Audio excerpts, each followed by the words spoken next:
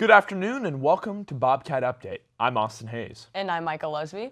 Coming to you from the Live Oak studio at Texas State University. Thank you for joining us. We begin with an issue that affects nearly every Texas State student. Finding a parking spot on campus can be frustrating, especially during the fall semester. University officials say changes are on the way to improve parking before students return this fall. Blaze Romp has a story.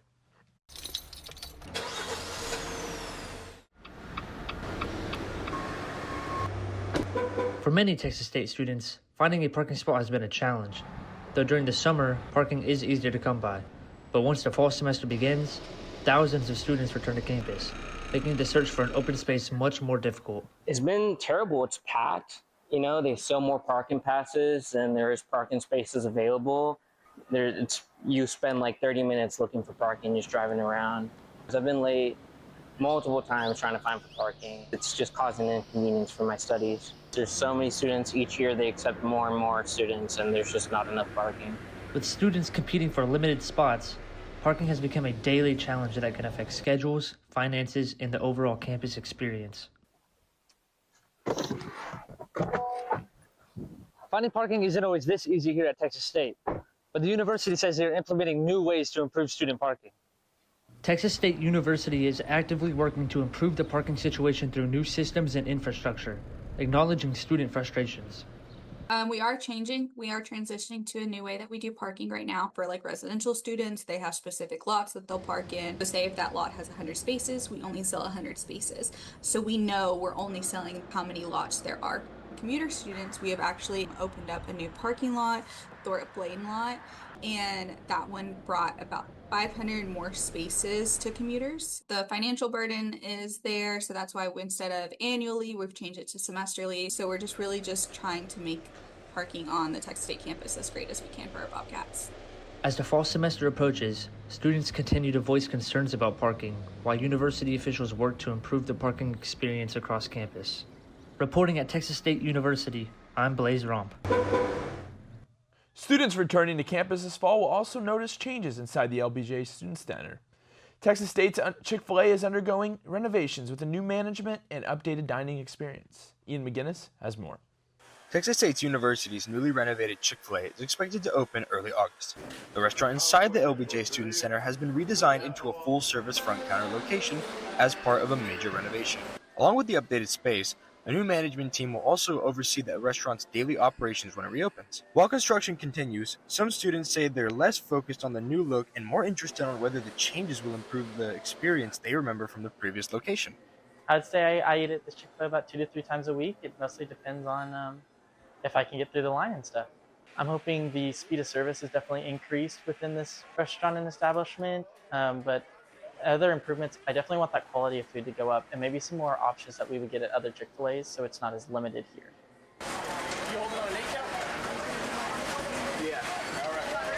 Students say they want a faster, more reliable experience when the location reopens. General Manager Katie explains how the new operation could affect students and employees on campus. So I think our biggest thing is just bringing the brand of Chick-fil-A to Texas State. We want it to feel like any other visit to our restaurants here in San Marcos. And we'll have the cow and the Chick-fil-A app, and we just want it to feel like any other restaurant you're coming to visit. We're just meeting the guests where they are. After months of construction, students won't have to wait much longer to see the changes for themselves. When Texas State's Chick-fil-A reopens early August, they'll be able to decide whether the renovated space and new management address the concerns many shared about the previous location. Texas State University, I'm Ian McGinnis. For many Texas State students, summer classes come with another challenge beyond coursework. Apartment leases often end weeks before new leases begin, leaving students searching for temporary housing. Austin Hayes explains. Most student apartment complexes near campus require tenants out within 24 to 48 hours of the lease end date, no matter how short the summer term is.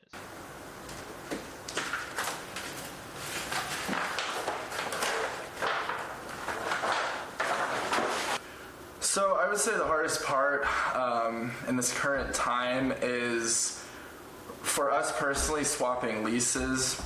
Almost all of the apartment complexes here, their leases unfortunately end in the middle of July, and leases don't begin until the middle of August the following month.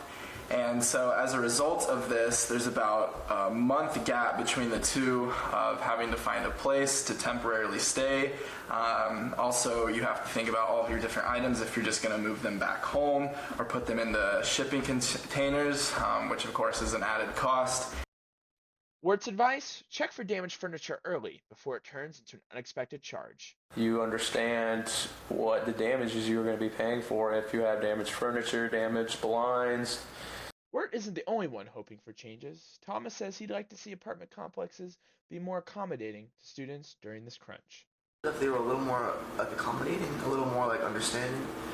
And it's also just like a lot to have to physically pack up like 3 years of memories from college, years that you only get once and you never get back, while also having to worry about studying for tests and doing the work and all of the above, Move out here is supposed to happen fast, but when that deadline lands the same week as Texas State summer classes, something has to give. So for students renewing or signing a new lease next year, the advice is the same. Know your move-out date before summer classes arrive, not after. Austin Hayes, Texas State University. A longtime San Marcos favorite could soon be welcoming customers once again. Alvin Ords Sandwich Shop is preparing to reopen after closing earlier this year following a mass staff resignation. Caden Hixson has the latest. A longtime classic here in the San Marcos community may be welcoming back customers after a mass staff resignation in mid-April, leaving the store to close. Alvin Ords Sandwich Shop seems to be planning a reopening this month after months of closed doors, silence, and speculation. Sandwich Shop teased its reopening via a post on their Facebook last month, which depicts a handwritten sign saying, "Open to open, July."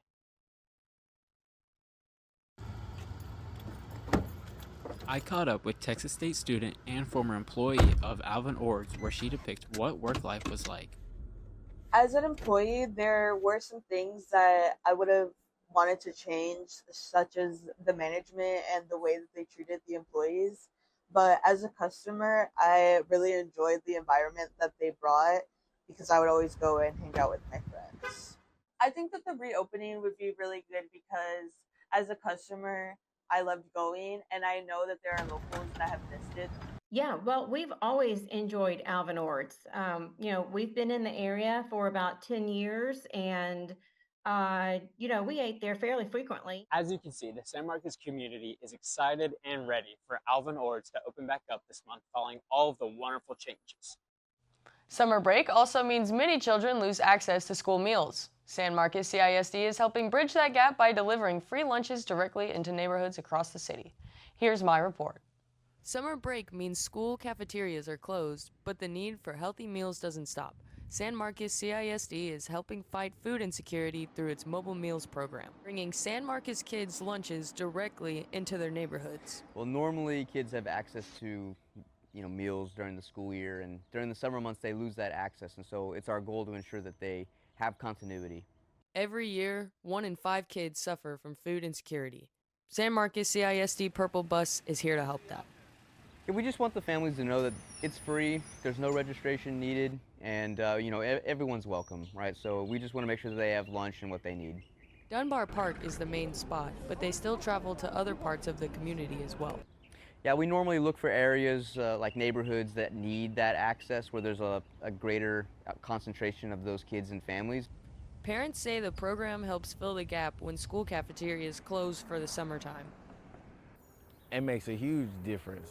It's easy for us to stop and pick up lunch, having it in our neighborhood. It's taking a lot of stress off my shoulders knowing that my kids are getting a good lunch every day. The mobile meals program runs from 11 a.m. to 11:30 a.m. at the San Marcos Public Library and from 4 p.m. to 7 p.m. at Dunbar Park on Martin Luther King Drive. San Marcos CISD states that they plan to continue this program throughout the summer to ensure that all children under the age of 18 have lunches whenever school is out. Reporting from San Marcos, this is Mikah Lusby. Summer temperatures continue climbing across central Texas. Health experts are encouraging residents to stay hydrated and take precautions as heat and humidity remain high. Gabriel Brooks reports. Sticky? Smoldering, probably sweltering. Disgusting. Debilitating. Humid, hot, it's bad. As summer settles into central Texas, the heat is becoming hard to escape. In San Marcos, temperatures climb regularly into the mid-90s, but it's a combination of factors making you sweat. So you've got climatological issues with global climate warming. You've got a super El Nino brewing in the Pacific, and then we've got our normal ridge of high pressure, which is sitting over Texas. So we've got those three issues compounding to make it feel even more oppressively hot. Stepping outside in San Marcos this time of year means more than just hot temperatures. Health experts recommend drinking plenty of water, wearing lightweight, light-colored clothing, taking frequent breaks in the shade, and never leaving children or pets inside parked vehicles. Getting in the car after work is a whole ordeal. Working, it's like I'm super sweaty at work. And also, like, I like being outside. I love nature, but it makes it hard to be outside. For many residents, relief comes in the San Marcos River. Its spring-fed waters stay around 72 degrees year-round, offering a refreshing escape from the sweltering heat. While the thermometer tells part of the story, it's a combination of high temperatures and humidity that's making this central Texas summer feel especially intense. In San Marcos, I'm Gabriel Brooks. Despite recent rainfall, San Marcos remains under Stage 3 drought restrictions. Officials continue urging residents to conserve water as the community depends on the Edwards Aquifer. Eli Fehr explains. Temperatures are rising, and so are the water levels in San Marcos. The city of San Marcos has undergone years of low water levels and worsening drought conditions. Hays County Judge Ruben Becerra called for Stage 4 restrictions back in February of this year. Despite this, San Marcos has remained in Stage 3 since October 2025. I go to the river a lot, especially like by Sewell and Rio Vista, and I love to swim there. I love to take place of like in the nature, you know, soak up the sun. I just love the river, and I think it's very essential to San Marcos. The San Marcos River gets its water from the Edwards Aquifer. Rain falls into the aquifer's contributing zone and is pulled to the surface through wells and natural springs. But when the aquifer can't provide enough water to meet the demand, drought conditions get worse. When the aquifer and by extent the river and other waterways get low from drought, we can have what are connectivity issues. So parts where a river will flow, but then there's not enough water for it to keep flowing. And you have fish and insects and aquatic organisms that can't keep moving through the river because they are blocked off because of these patches of drought. Still under Stage 3 restrictions, San Marcos residents must follow the city's drought ordinance to help limit water usage. A lot of construction and building roads and sidewalks and things like that stop water from being able to get back to the aquifer. So the real solution to our drought, we gotta stop building stuff. Today, the San Marcos River reaches an average of 3.8 feet. This is a 0.13-foot increase from July of last year. And all the water in the San Marcos River comes from the Edwards Aquifer, where it is tested with their testing wells. Reporting from Texas State University, I'm Eli Fehr. And that wraps up this edition of Bobcat Update.